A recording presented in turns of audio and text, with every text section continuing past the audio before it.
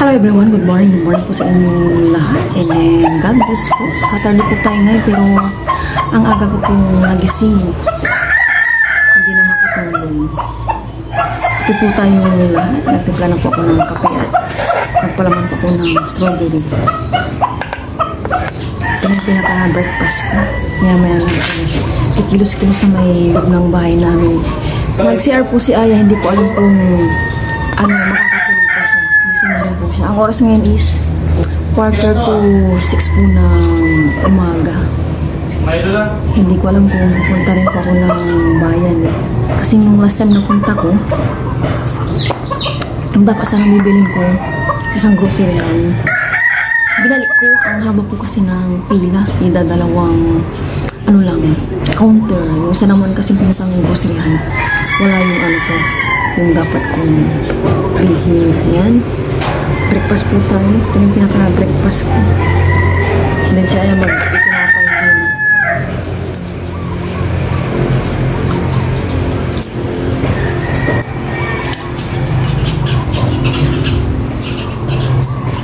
Mga 10 na kami natulog ni Ay kagabi. Nanood muna kami ng kung ano-ano.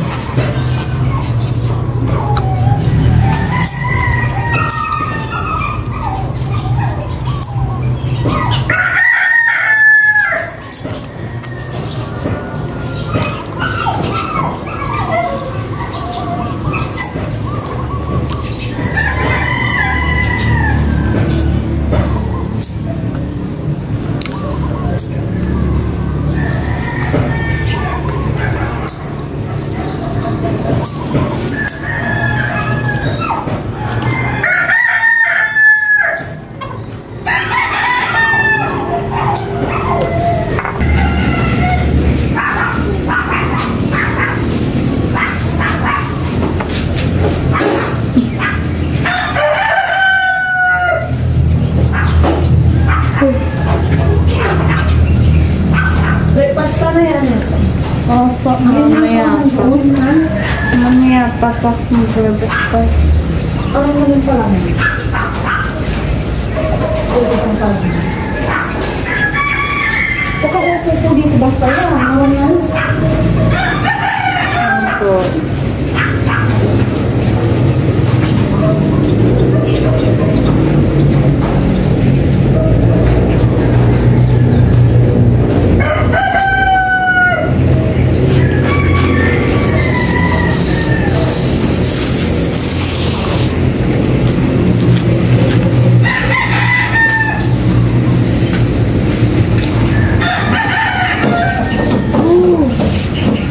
Ang daming ibon.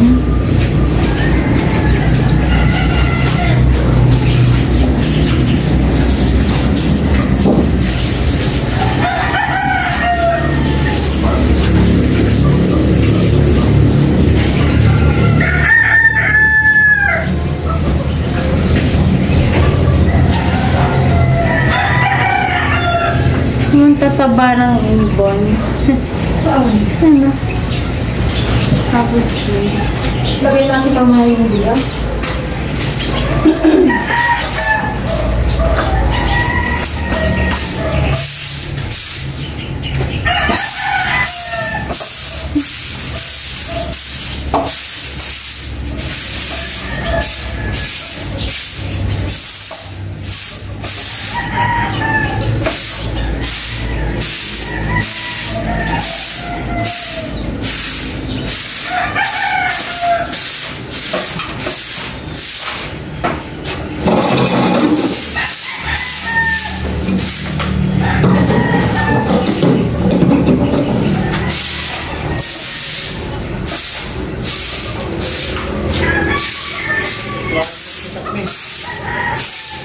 Ha? Abang ko sa kama? Ha? Ang kita na yung malilisad ka kaya masasabon ni Rick yun. Ha? Masasabon ni Ro. Likas mo.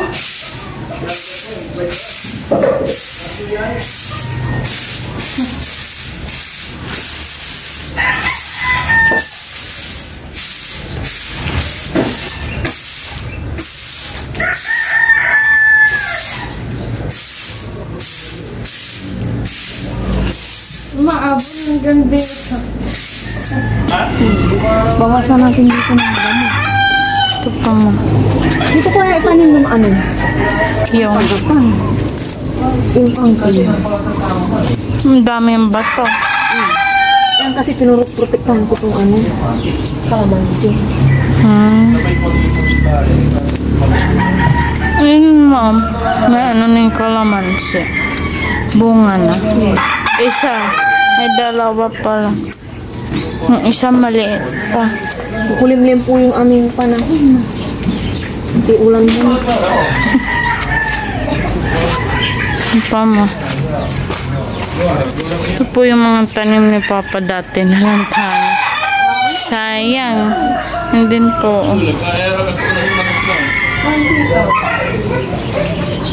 Ano yan, ma? Ay, gabi ka naman, ma.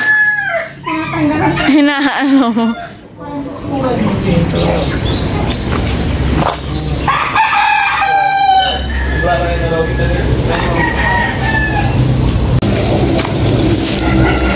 Pinapadiligan ko po kay Aya dito kasi pag ulan, tilamsik lang eh. Pag hindi masyadong malakas yung ulan.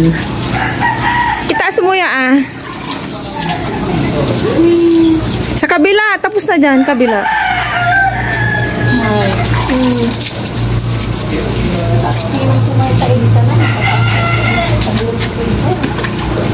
May andito pa yung shell na nilagay ko. Ubusin mo na yan dyan niya.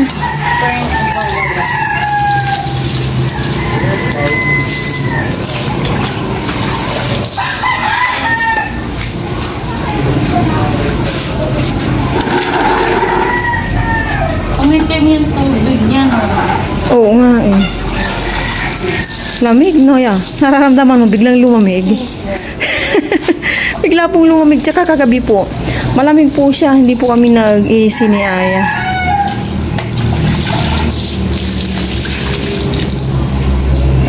Lalagay na po namin yung bigas ni Aya.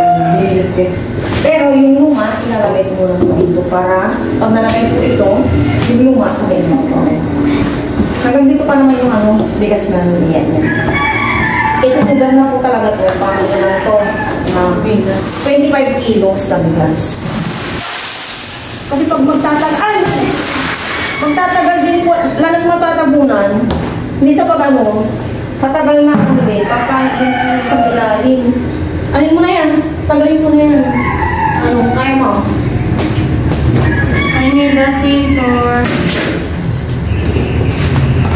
Kanina po nagkaroon ng problem tong cellphone ko. Ewan ko ba, na-off po siya. Nalagay na po namin ni ay yung bagong bigas nasa ilalim and then itong nasa ibabaw, ito yung lumang bigas. Nilagay po namin doon sa palanggana. Sa planggana. Hindi po kasi ako nagsaside talaga ng bigas. Kaya gusto ko puno ang bigas. Lalo na po pag alam yung paparating na yung ano, Bagyo. yung mga ganyan kailangan nag-iimbog and then pa New Year gusto ko puno po yung aming bigasan. Para alam nyo na. Tapos yung malagkit. Nakaligo na po kami ni Aya. And pupunta po kami ng bayan. May sasadyain lang. Hindi ko alam kung mamalingki na kami or ano, depende. Mabigyan mo ako ng fingers sa din. Wala pa po masyadong sikat ng araw. Ayan pa lang po. Yan. Dapat mamaya pa kami pupunta ng hapon. Kaya lang sabi ko kay Aya, wala namang gagawin ngayon na kami pumunta. Persapyo.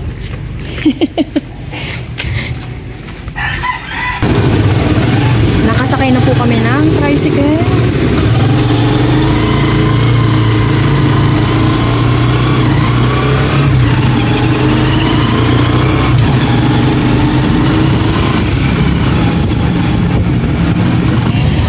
Nasa bayan na po kami ni Aya.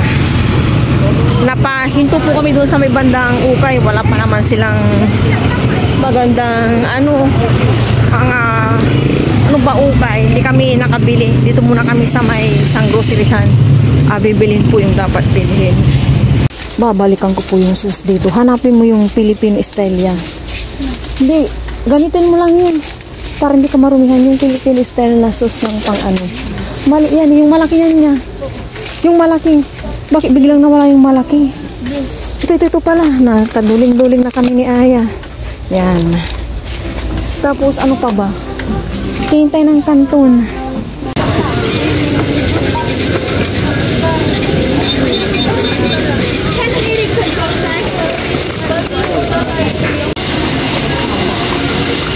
si mama.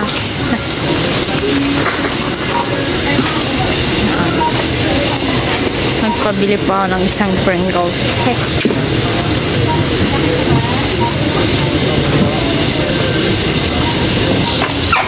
Tapos na po. Ito yung payang ma. Okay na ma. Success. Nang nakaraan po, hindi po yung nabili ni mama. Ano? Mga pampaganda po ni mama andito. Kaya po yan.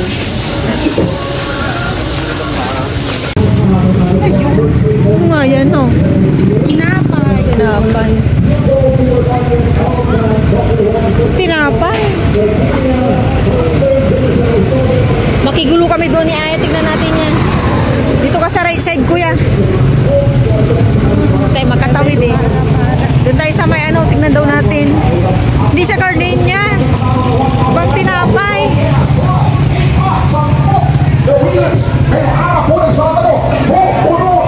Hindi siya gardenia. Tindaw natin niya, Lika. Danan po namin ni Aya itong maingay. 150 pesos. Ang dahil naman ng plastic po nila. At yung plastic po na dating niya, kung ano po Tinapay. Tinapay. Tinapay. Maingay po. Alika na yan. Dito naman kami ni Aya banda. Nasa likuran ko po si Aya.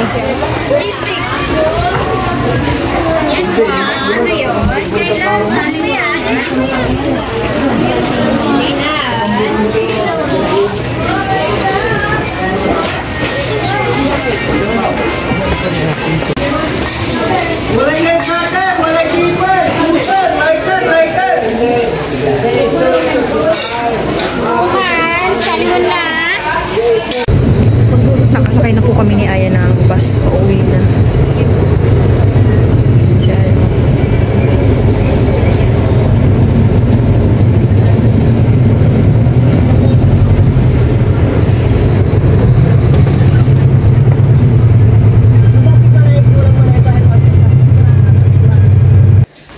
Nandito na po kami sa bahay. And then, sa may harapan po, may taho. Kaya napabili po si Aya ng taho. Matagal din, hindi nagtaho si Aya. Siguro almost 1 month, no?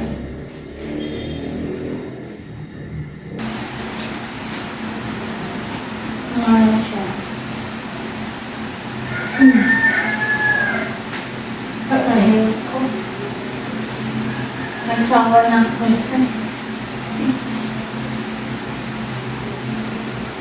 Ikaw ah.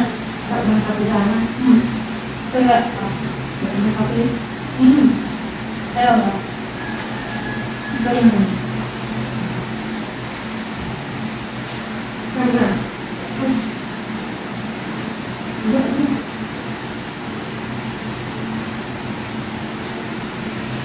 Nagsaing na po ako dito. And ito na po yung bulis na bangus. Na timplan ko na siya ng asin tsaka paminta. And then dito, harina. I-mix ko muna to. May timpla din tong asin tsaka pepper. Doon ako magpiprito sa labas.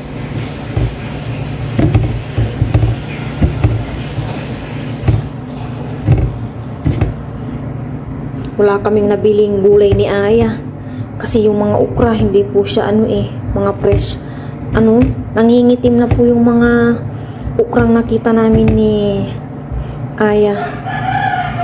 Yung panahon po talaga ngayon, ito yung halos wala kang mabili na sariwa. Nakakape ako pero pinipigilan ko yung sarili. Hindi pala tayo nabili ng okra. Wala tayong mapili. Kaya hindi tayo bumili talaga.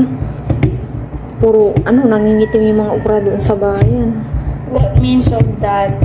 Nangingitim yung okra, hindi siya fresh, ganun. Bulo.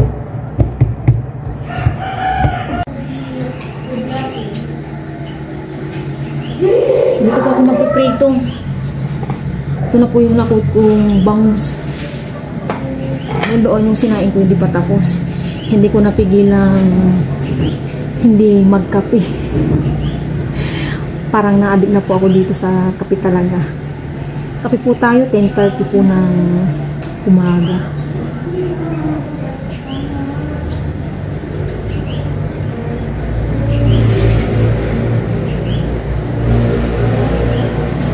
Magpiprito na ako. Wait lang. Halika dito. Basyo ko dito. Hindi si Ayo, basyo na daw yung pinapa-utos ko.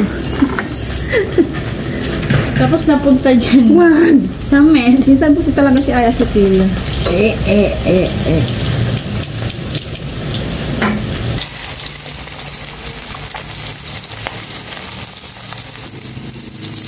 Ang kabata-ba po ng bango.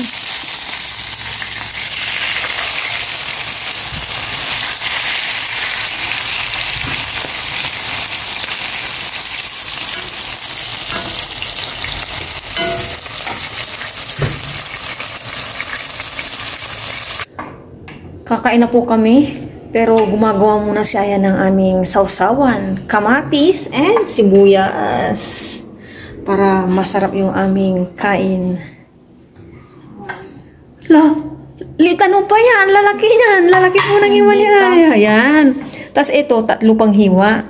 Okay. Yan, ang ating chef. Nagkamali. Si Chef Lito Aya.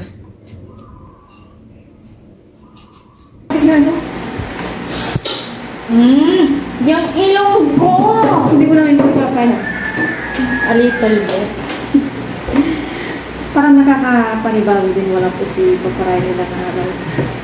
Anyway, sabay niyo na po kami kumain ng lunch. Pero hindi naman po si Aya. Lord, maraming salamat po sa mga lunch. Panalo mo po ako lagi sa parar. Pantay niyo po si Mama at si Papa. Naway malaya po sila sa sakit. Ano po, kasi that's it. Natutulog kami ni Aya ng maaga. Maaga din namin nagising. Bakit ayaw mo to yan? That's my chance naman. Hindi ikaw na paraan na po. Nakakapapang mo Aya. Yape, nakamay ko ako sa mama ko po. Saan po? Cheers, thank you Lord. Nakatara po siya. Hindi lang po sa makulimlim. Maaraw na. Mukhang yung bagyo lumihis. Nag-iba ng Direction. yes.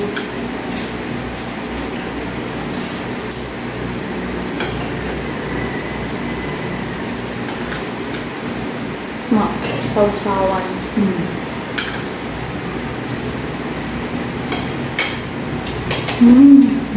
Crunchy. Ngayon.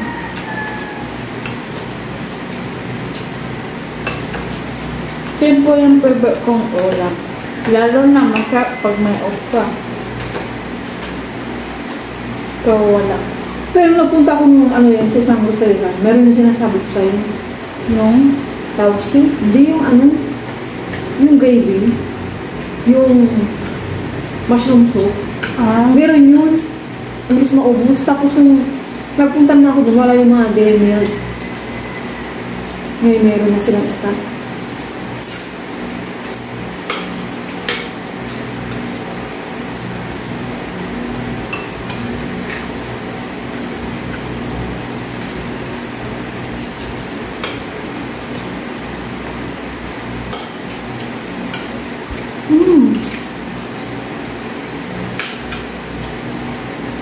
Hindi na ako doon bibili kay ate. Ano isa? Kung nag-slice to.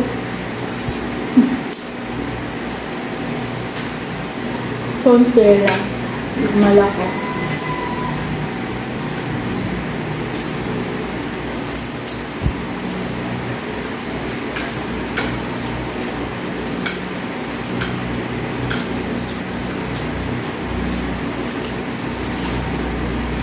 Wala na din si Pino, no? Opo. Tapos yung avocado. Hindi parang meron ako nakita. Kaya lang, hindi maganda.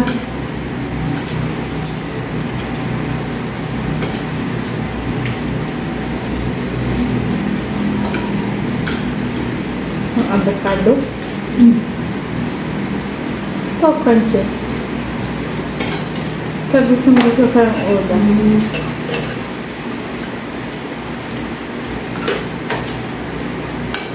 Nakawan.